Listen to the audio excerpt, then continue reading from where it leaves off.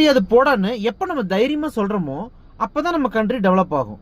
எப்படியாச்சும் இங்கிலீஷ்காரன் ஆயிரணும் அப்படின்னு நம்மளும் லாஸ்ட் 50 இயர்ஸாக கஷ்டப்பட்டு இருக்கோம்.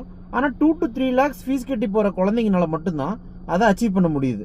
மிச்சவங்கெல்லாம் அறிவை கற்றுக்கிறதுக்கு பதிலாக இந்த இங்கிலீஷ் கற்றுக்கிறது பின்னாடியே நம்ம ஓடிட்டு இருக்கோம்.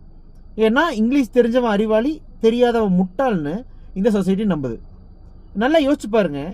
ஒரு 30 வருஷத்துக்கு முன்னாடி ஸ்கூல்ஸ்லாம் என்ன சொல்லுவாங்கன்னா, நீங்கள் ஸ்கூல் இங்கிலீஷில் பேசணும், வீட்டில் இங்கிலீஷில் பேசணும், அப்போ தான் உங்கள் இங்கிலீஷ் டெவலப் ஆகும்பாங்க. இப்போவும் நம்ம குழந்தைங்கிட்ட அதுதான் சொல்லிட்டு இருக்கோம். இன்னும் 30 வருஷம் கழிச்சும் இதுதான் நடக்க போகுது. ஆனால் நம்மளால் இங்கிலீஷில் ஃப்ளூயண்ட்டாக ஆகவே முடியாது. ஏன்னா அது நம்ம மதர் டங் கிடையாது. இப்போ G7 கண்ட்ரிஸாக இருக்கட்டும், இப்போ சைனீஸ், ரஷ்யன்ஸ், கொரியன்ஸ் எல்லாம் அவங்கவுங்க மதர் டங்கில் தான் அவங்களோட நாலேஜ் கெயின் பண்ணிக்கிறாங்க. அதில் அவங்க டெவலப் ஆகிருக்காங்க கண்ட்ரிஸ். இதே ஆப்பிரிக்கன் கண்ட்ரிஸோ இல்லை நம்ம பாகிஸ்தான், பங்களாதேஷ், ஸ்ரீலங்கா இவங்கெல்லாம் அவங்களுக்கு பிரிட்டிஷ் ரூல் பண்ண கண்ட்ரிஸ்னால அவங்களால இங்கிலீஷ் விட்டு வெளியே வர முடியாமல் இருக்காங்க. அவங்க மொழியிலேயே அவங்களால நாலேஜ் கற்றுக்க முடியாமல் இருக்காங்க. இந்த 3 பேர்த்த பாருங்க. இந்த 3 பேர்த்துக்குமே இந்த 3 பேர்த்தோட மொழி தெரியாது. ஆனால் எப்படி அழகாக சமாளிச்சுட்டு இருக்காங்க பாருங்க. இந்த மாதிரி நம்மளாலேயும் சமாளிச்சுக்க முடியும்.